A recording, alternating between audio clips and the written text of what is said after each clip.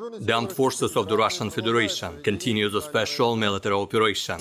Ukrainian Battalion Tactical Group made an unsuccessful attempt to launch an offensive towards Strapovka in Donetsk People's Republic at Lysychansk direction. Intense action of Russian troops has resulted in driving the Ukrainian units back to their initial positions. Over 50 Ukrainian personnel, 6 tanks, 2 armored combat vehicles and 4 pickups have been eliminated. Russian troops have prevented an attempt made by Ukrainian units to break the defense near Bruskinskoye in Kherson region at Nikolaev-Kryvyi Rog direction.